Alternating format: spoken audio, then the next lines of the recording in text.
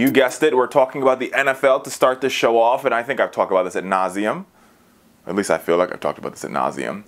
So, let me start with this. This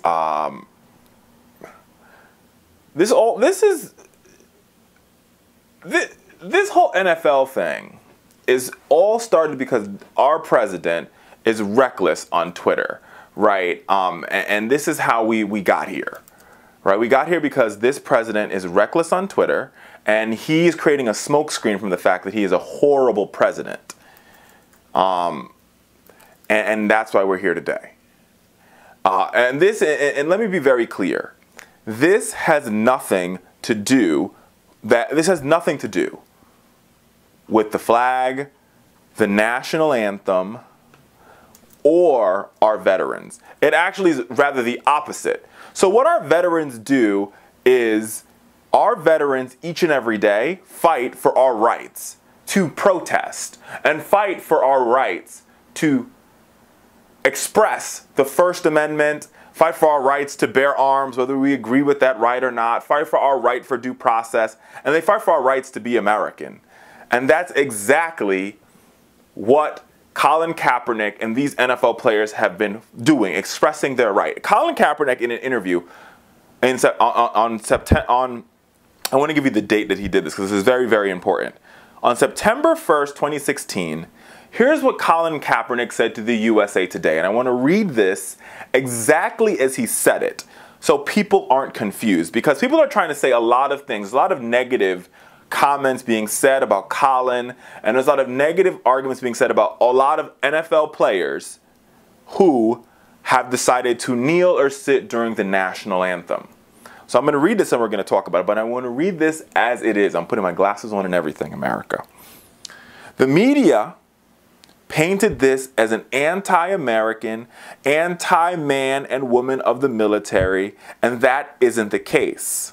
I realized that men and women of the military go out and sacrifice their lives and put themselves in harm's way for my freedom of speech and my freedom in this country, and my freedom to take a seat or to kneel. So I have the utmost respect for them.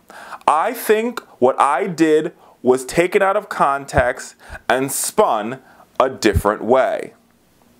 I have been very blessed. That's what he says.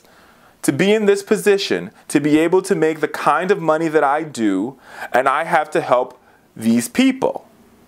I have to help these communities. It's not right that they're not in the position to succeed or given the opportunity to succeed. This is what Colin Kaepernick says in an interview to the USA Today. He's not trying to be anti-American. This is not about the United States flag. This fight is about fighting for racial injustice.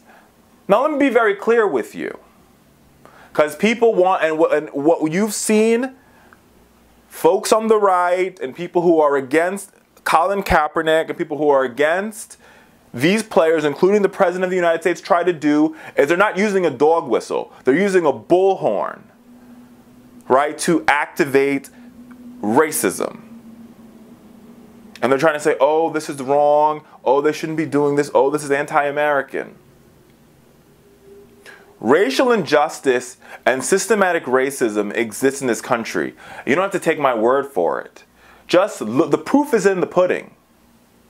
You can look at cases like Eric Garner, who was choked to death on tape, and yet still nobody has gone to jail.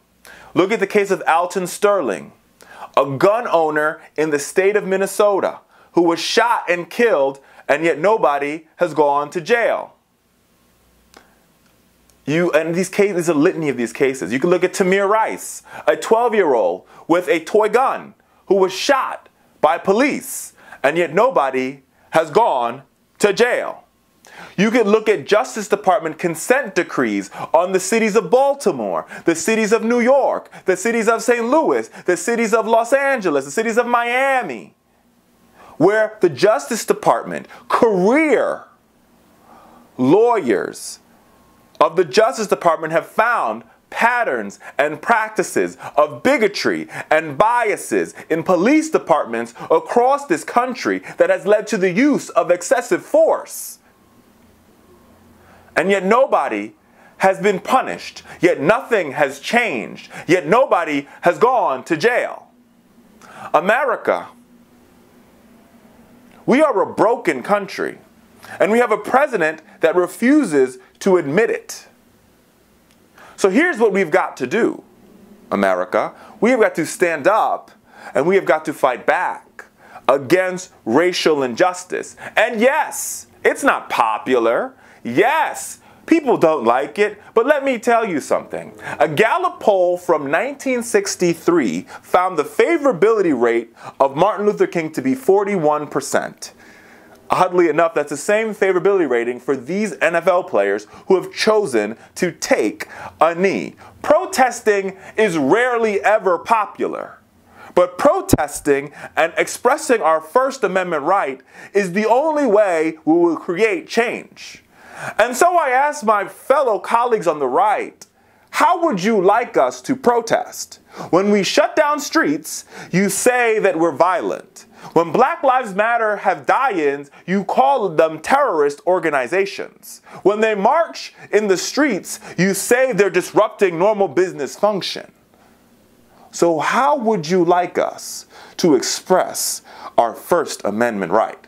Tell us so we know how we should not offend you with our protest. Because clearly, every method that we have used to express our discontent with racial injustice in this country has somehow offended you.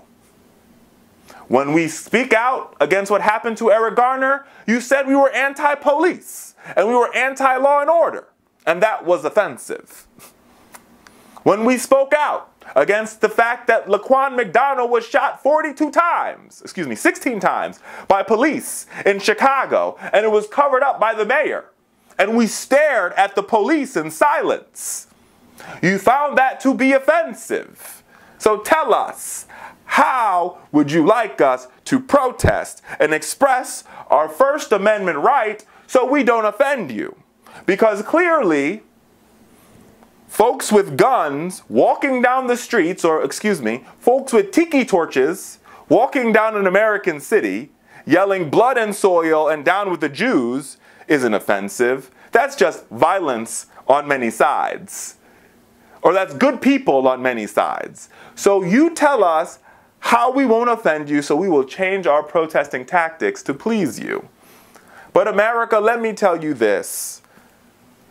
If we truly want racial justice in this country, then it's prudent upon all of us who have common sense to stand up with these NFL players and say we have their backs. Because if not, our democracy is in jeopardy.